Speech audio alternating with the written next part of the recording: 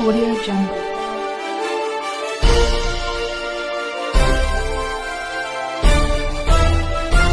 Audio Jungle.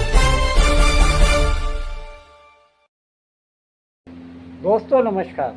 दोस्तों, देश में नई सरकार तो बन गई और देश में तीसरी बार नरेंद्र मोदी ने देश के प्रधानमंत्री के रूप में शपथ भी ले ली और उनके एनडीए की सरकार भी बन गई और लोगों को मन में जो आशा या निराशा के भाव चल रहे थे,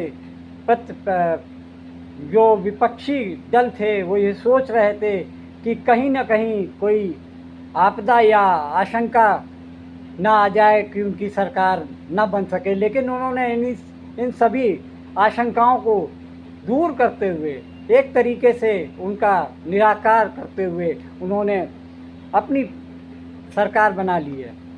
लेकिन एक बात का तो अफसोस है कि जैसे ही उनकी पार्टी का, उनके गठबंधन की सरकार बनने की जो घोषणा हुई, उसके साथ ही उनके पीछे कई समस्याएं भी आती दिखी। जिस दिन 4 जून को जो देश में लोकसभा चुनाव के जो परिणाम आए, उसके देखते हुए कई ऐसी घटनाएं हुई जिसको लेकर विपक्ष ने उनको घेरना शुरू कर दिया। चुनाव परिणाम आने से पहले मीडिया में जिस तरीके से जो आकलन दिखाया गया, चुनावों का जो रुझान दिखाया गया, ऐसा लग रहा था कि हर सर्वे एनडीए की सरकार बनती दिखाया था। खास तौर से बीजेपी के नेता और बीजेपी के जो पक्षधर मीडिया हाउसेस हैं, उन्होंने, किसी भी मीडिया हाउस ने भाजपा को 350 सीट से कम नहीं दिखाया। इस सर्वे को चलाने के पीछे क्या मकसद था? मकसद ये था कि जिस तरीके का माहौल भाजपा चाहती थी, मीडिया ने उनको समर्थन देने के लिए पूरे दिन रात उन सर्वों को चलाया, जिसकी वजह से देश के जो शेयर मार्केट में था, उनको ये विश्वास हो गया कि फिर से मोदी सरकार आ रही है और उनमें शेयरों में काफ़ी बढ़ाव चढ़ाव देखा गया उनको। और ख़ास तौर से देश के प्रधानमंत्री और होम मिनिस्टर अमित शाह ने अपने अपने भाषणों में ये साफ साफ कहा कि आप लोग शेयर बाज़ार में पैसा लगाइए और भाव बहुत ऊपर जाने वाला है। इतना ही नहीं, देश की वित्त मंत्री निर्मला सीतारमण ने भी ये लोगों के बीच में संदेश दिया कि शेयर मार्केट अब बूम करने वाला है, यानी काफ़ी ऊंचाई पर जाने वाला है। आप लोग, खास तौर से उन्होंने कुछ कंपनियों को नाम का भी सजेशन दिया। ये इतिहास में पहली बार हुआ कि देश के प्रधानमंत्री, होम मिनिस्टर और फाइनेंस मिनिस्टर शेयर बाजार की कुछ खास कंपनियों को प्रमोट करते हुए दिखे। लोगों ने इस बात पे ऐतराज़ जताया कि देश के प्रधानमंत्री और गृह मंत्री किस हैसियत से लोगों को शेयर बाजार में, खास कंपनियों में पैसा लगाने की बात कर रहे हैं। इस तरीके से इस मामले को देखते हुए 4 तारीख को जैसे ही रिजल्ट आया, शेयर बाजार धड़ाम हो गया और लगभग 30 से 35 लाख करोड़ रुपए का नुकसान देश की जनता का हुआ, छोटे निवेशकों का हुआ। खास तौर से जो बड़े निवेशक थे, उनको मालूम था कि शेयर बाजार जितनी तेज़ी से 1 दिन के लिए या 2 दिन के लिए बढ़ा है, उसको लेते ही उसके बाद तुरंत ही शेयर बाजार की हालत ऑक्सीजन पे आ जाएगी। जितने बड़े निवेशक थे, उन्होंने 1 दिन खरीदा, दूसरे दिन उसकी बिकवाली कर दी और अपना पैसा बचाते हुए काफ़ी मुनाफा कमाया। वहीं दूसरा छोटा निवेशक जो कम पैसा लगाता था, रिटेलर था, उसने पैसा जम के लगाया और 5 तारीख को मार्केट क्रैश हो गया। इस तरीके से विपक्ष ने इसको मुद्दा बनाया। इंडिया गठबंधन के राहुल गांधी ने इस बात को उठाते हुए ये कहा कि यह एक स्कैम है। इसमें मीडिया भी उतना ही दोषी है, जिसने एक प्रपोज्ड स्पॉन्सर्ड सर्वे को चलाते हुए ये जनता को बहलाने फुसलाने का काम किया। उनके मन में ये विचार डालने की कोशिश की कि मोदी सरकार फिर से एक बार आने वाली है। नहीं, ये बात तो सही है कि मोदी सरकार एक बार फिर आई, लेकिन इस बार उतनी मजबूती के साथ नहीं आई। यानी 272 का आंकड़ा छूने में भाजपा को लाले पड़ गए और उन्होंने 240 के आसपास दम तोड़ दिया। ये हालत थी। और जहां इंडिया ब्लॉक की बात कर रहे हैं वो उनके आसपास ही नजर आई, लेकिन भाजपा और सत्ताधारी दल तो ये कहते नहीं चूकते कि हमारे गठबंधन को 292 सीट मिली और आपके गठबंधन को केवल 242 या 43 सीट मिली है। इस बात को लेकर जिस तरीके से बीजेपी के प्रवक्ता और गोदी मीडिया इंडिया गठबंधन के नेताओं को घेरने की कोशिश करते हैं, उसको देख के लगता है कि देश की सत्ता हाँकने का एक बार फिर से मौका मोदी सरकार को मिल गया है। कहने को तो एनडीए की गवर्नमेंट है, लेकिन सत्ता पे असली मायने में तो बीजेपी काबिज है। ये बात बिल्कुल साफ आ गई। इधर शेयर बाजार के घोटाले से निपटे भी नहीं थे मोदी कि अचानक आरएसएस प्रमुख मोहन भागवत ने मोदी और शाह को निशाने पर लेते हुए उनको एक सबक देते हुए कहा कि अब भी सुधर जाओ, वरना आगे आने वाले समय में नाम लेने वाला भी नहीं रहेगा। लेकिन इस बात पे गौर कीजिए कि देश में जो हालात हैं, जो हिंदू मुस्लिम मंदिर मस्जिद को लेकर नफरती बयान दिए जा रहे हैं, उसके पीछे कौन है? उसके पीछे भी आरएसएस ही है, संघ है, जो कि हमेशा हिंदुत्व की बात करती है। जितने भी ज़्यादा लोगों के सामने बयान आते हैं जो संघ के कार्य और हिंदू संगठन जिस तरीके से संघ की बात को पूरी तरीके से पालन करते हैं। आज से 5 साल पहले भी संघ ने हमेशा हिंदू और मुस्लिम के बीच में दूरियां बढ़ाई हैं, ना कि दूरियों को कम करने की कोशिश की। लेकिन पिछले 4-5 साल से देखा जा रहा है कि संघ प्रमुख कभी कभी मुसलमानों के प्रति अपनी संवेदना जताते हैं, उनको अपना कहने की कोशिश करते हैं, लेकिन जब बोया पेड़ बबूल का तो आम कहाँ से होए। ये बात साफ साबित हो गई कि जिस तरीके से उन्होंने मोदी और शाह को हिंदू मुस्लिम और मंदिर मस्जिद के मामलों को उठाने को का जो प्रेरणा दी, आज वो बेल इतनी बढ़ गई है कि अब वो संघ चालक यानी मोहन भागवत की भी सुनने को तैयार नहीं है। उन्होंने साफ जाहिर कर दिया है कि संघ को अब उनकी ज़रूरत, संघ की भाजपा को कोई ज़रूरत नहीं। जेपी नड्डा ने एक अपने भाषण में कह दिया था कि भाजपा अब इतनी मजबूत स्थिति में है कि अब उसको संघ की ज़रूरत नहीं है।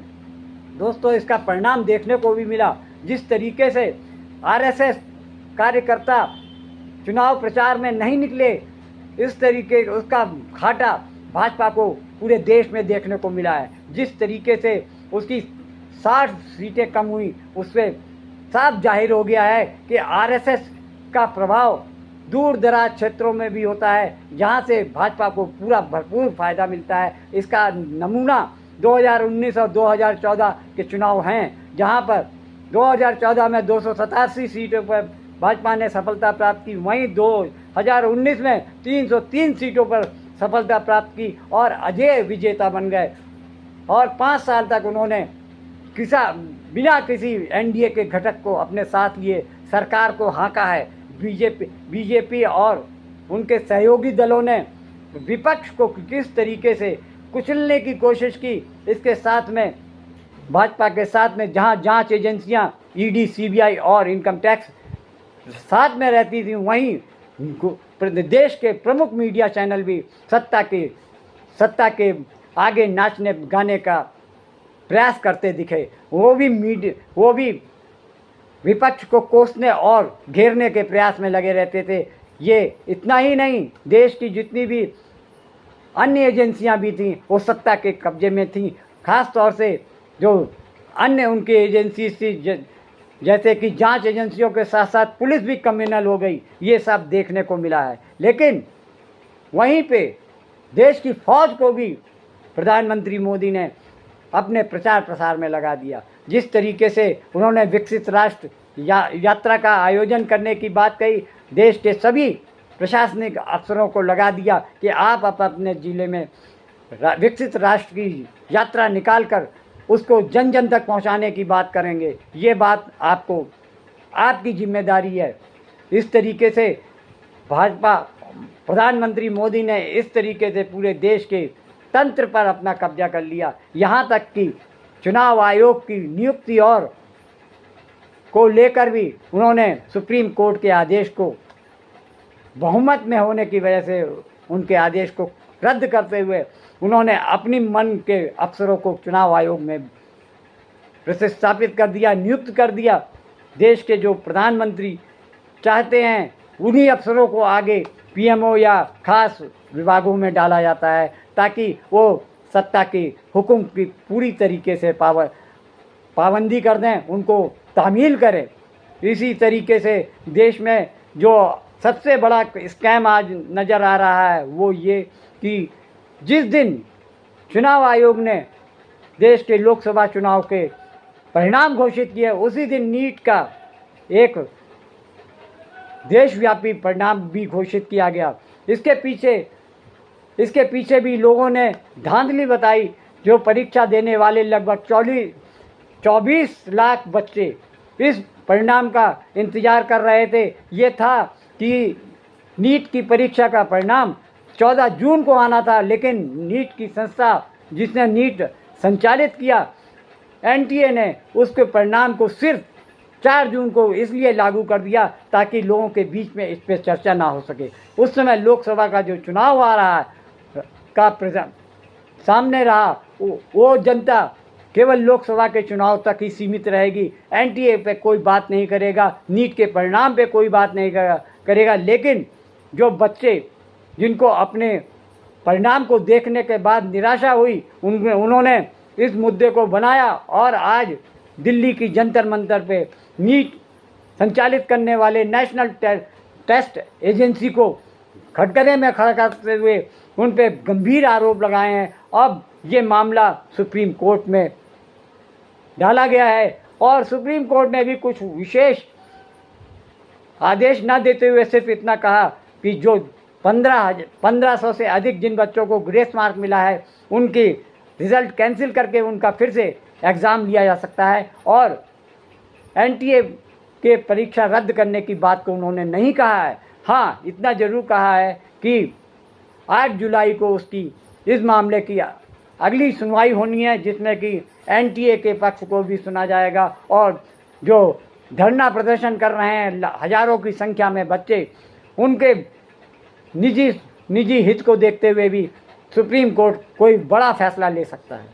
10 साल में मोदी सरकार ने पेपर लीक और धांधली से करोड़ों युवाओं का भविष्य बर्बाद कर दिया। अब नीट परीक्षा में धांधली हुई है, पेपर लीक हुआ है, भ्रष्टाचार हुआ है। नीट परीक्षा में बैठे 24 लाख स्टूडेंट का भविष्य मोदी सरकार ने बर्बाद कर दिया। एग्जाम सेंटर और कोचिंग सेंटर का एक नेक्सस है जिसमें पैसा 2 पेपर लो का खेल चल रहा है।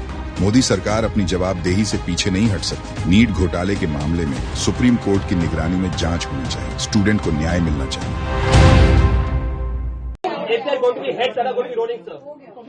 देखिए, एक तो मैं आपको स्पष्ट करूं, देयर इज नो करप्शन। ये जो एक वातावरण बनाई जा रही है कि बहुत बड़ा एनामोलीज हुई है नीट के संबंध में। पिछले दिनों में नीट में आपकी जानकारी के लिए बताऊं 24 लाख स्टूडेंट्स अपीयर करते हैं। अभी जो मसला जो सुप्रीम कोर्ट के सामने आज भी चल रहा है, सरकार ने अपना पक्ष रखा है उसमें, ये लगभग 1550 स्टूडेंट की है और एक ग्रेटर क्वेश्चंस कुछ उठाए गए हैं। सरकार उसकी सामना करने के लिए उसको संतुष्टि के साथ बच्चों को उत्तर देने के लिए बहुत प्रामाणिकता के साथ खड़ा है। स्पेसिफिक घटना जो आए हैं उसको सरकार गंभीरता से लिया है। एकेडमिशियंस की कमेटी बनी है, उन्होंने कुछ रिकमेंडेशन किया है, उस हिसाब से सरकार आज कोर्ट के सामने उस पक्ष को रखेगा। और बाकी जो नीडफुल सुप्रीम कोर्ट के आदेश से ही कुछ साल पहले से एनटीए की गठन हुई है। पिछले दिनों में आज एनटीए लगभग 3 बड़े बड़े एग्जामिनेशन कराते, सक्सेसफुली कराती है। नीट, जेई और सीयूईटी। इतने बड़े देश में जब 13 लैंग्वेज में एग्जामिनेशन होगा, विश्व के कई देशों में एग्जामिनेशन सेंटर होगी, कई प्रकार के स्टूडेंट्स उसमें पार्टिसिपेट करते हैं। जो घटना हमारे सामने आई, निश्चित रूप में दोषियों को उसमें दंड दिया जाएगा। ऐसे से देश कैसे चलेगा भाई? आखिर सबको देश ही चलाना है ना। दो पक्ष है, विरोधी पक्ष कहते हैं, मैं प्रतिपक्ष कहता हूं। वो विरोधी नहीं है, उसको विरोधी मानना भी नहीं चाहिए। वो प्रतिपक्ष है, वो एक पहलू उजागर कर रहा है, उसका भी विचार होना चाहिए। ऐसा जब चलना है तो चुनाव लड़ने में भी एक मर्यादा होती है।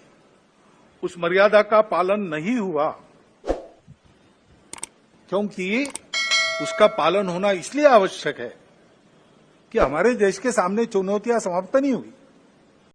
अब 1 साल से मणिपुर शांति की राह देख रहा है, उसके पहले 10 साल शांत रहा।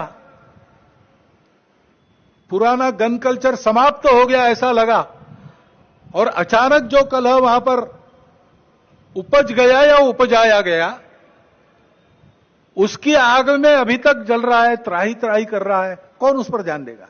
प्राथमिकता देके उसका विचार करना ये कर्तव्य है।